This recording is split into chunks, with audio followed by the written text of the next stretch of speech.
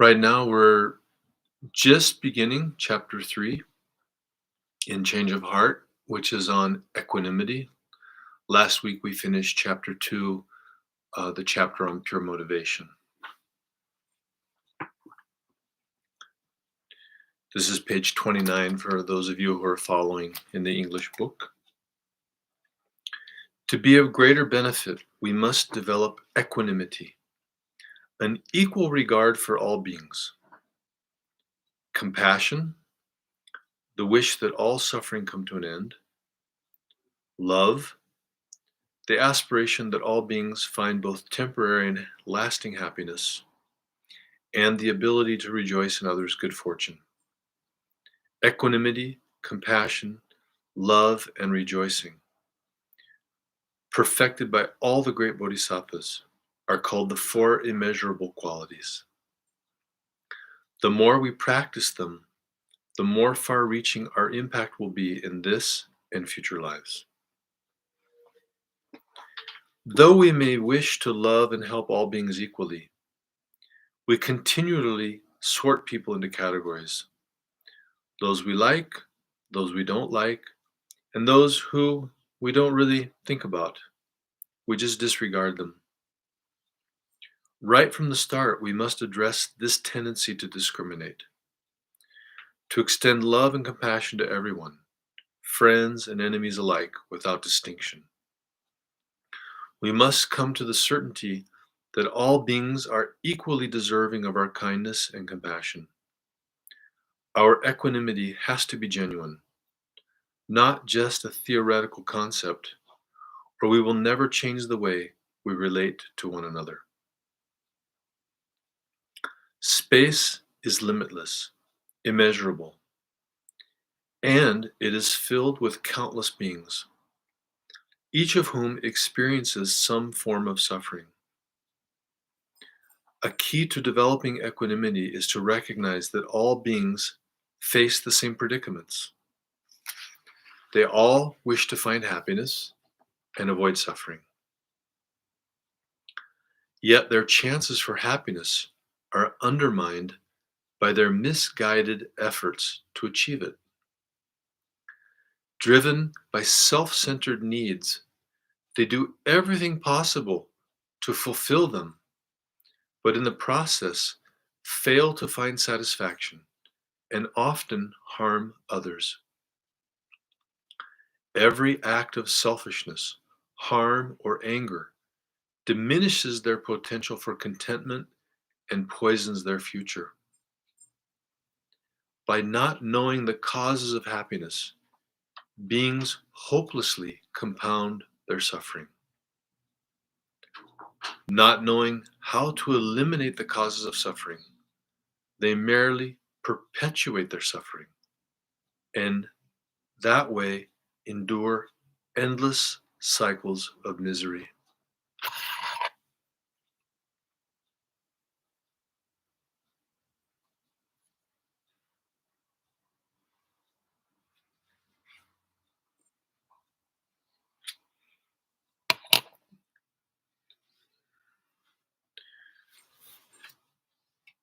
So we're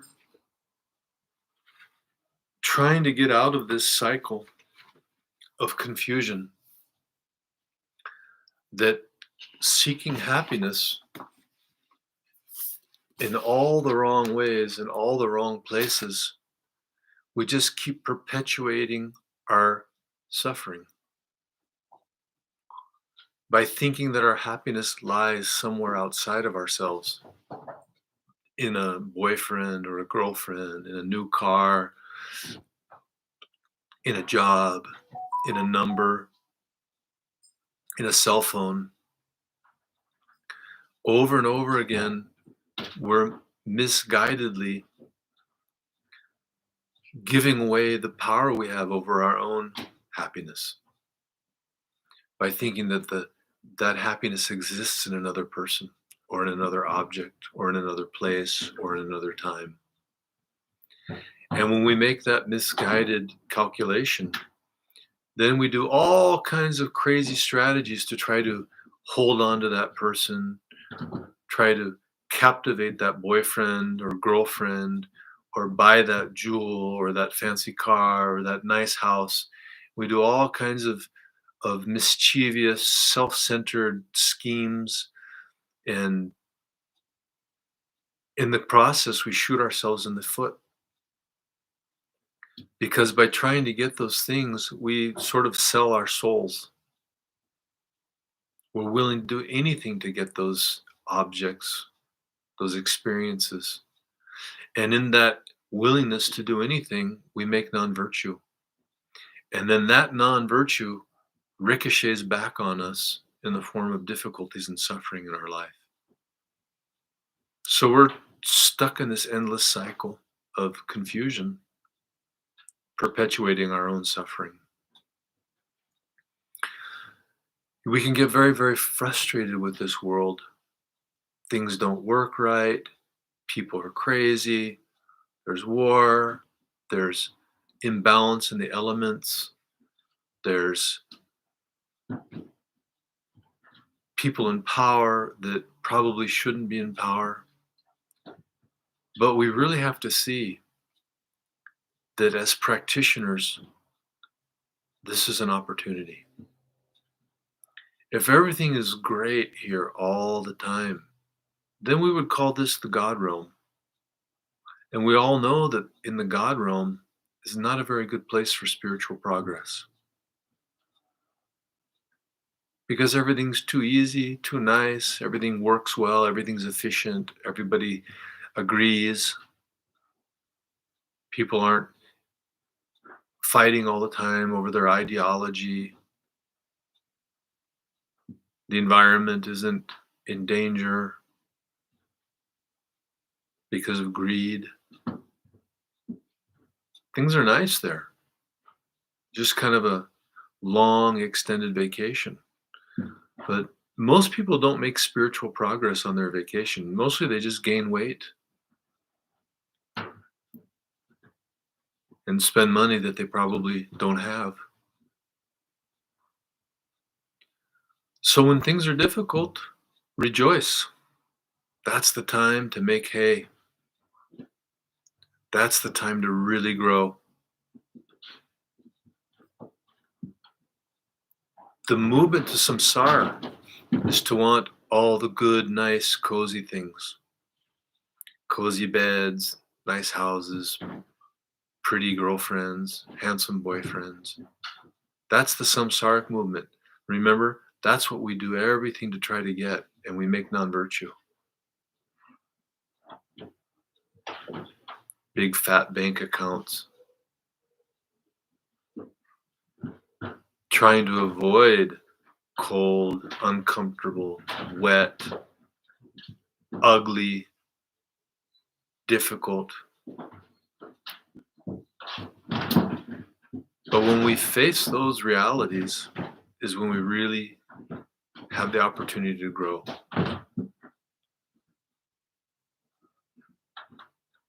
To purify our karma.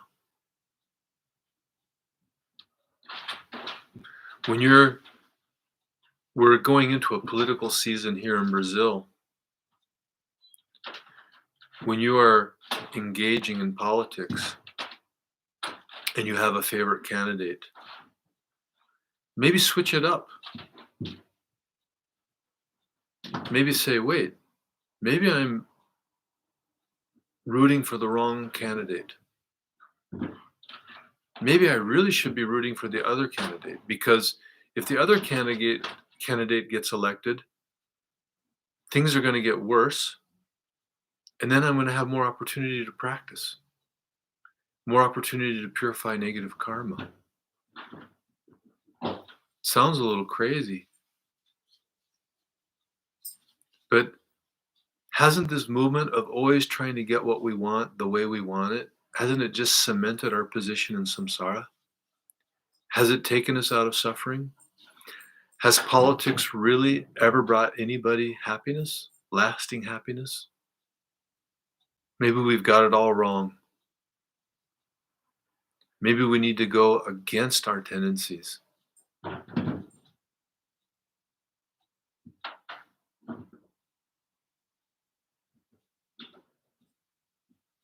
By following our tendencies, we just get deeper and deeper into the quicksand of samsara.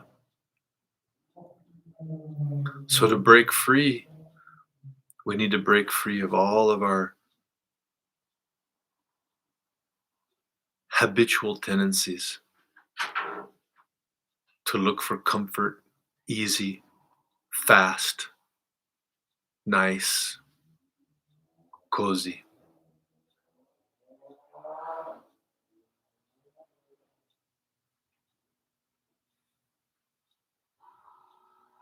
I'm going to write here on the screen a prayer for the pacification of war that I'd like to recite 3 times before we start our practice this morning. This is written by Pedro Lingpa. I'm going to do a quick translation into English.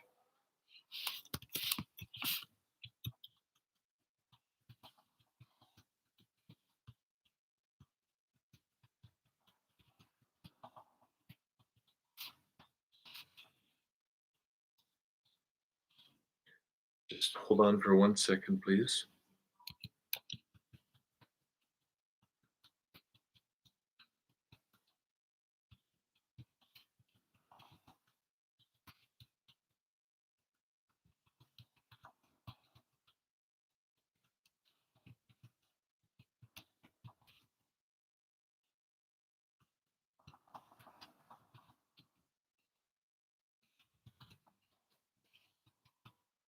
I'm going to have to do it in 2 sections because it's a little too long.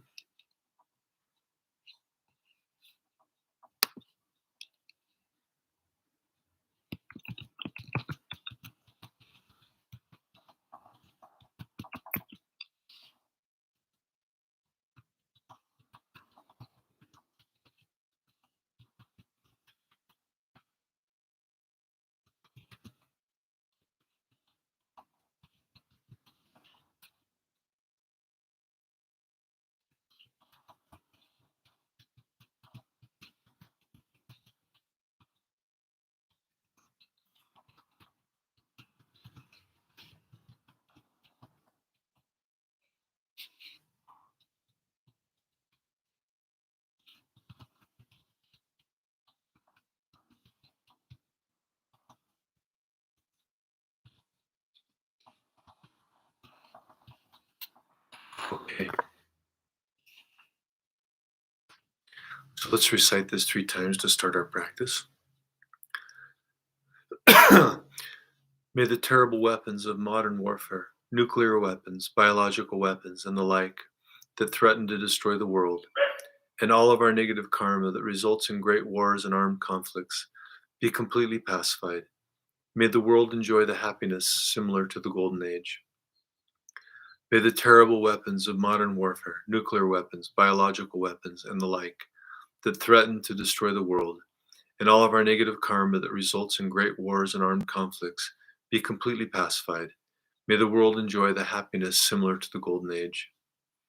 May the terrible weapons of modern warfare, nuclear weapons, biological weapons, and the like, that threaten to destroy the world, and all of our negative karma that results in great wars and armed conflicts, be completely pacified. May the world enjoy the happiness similar to the Golden Age.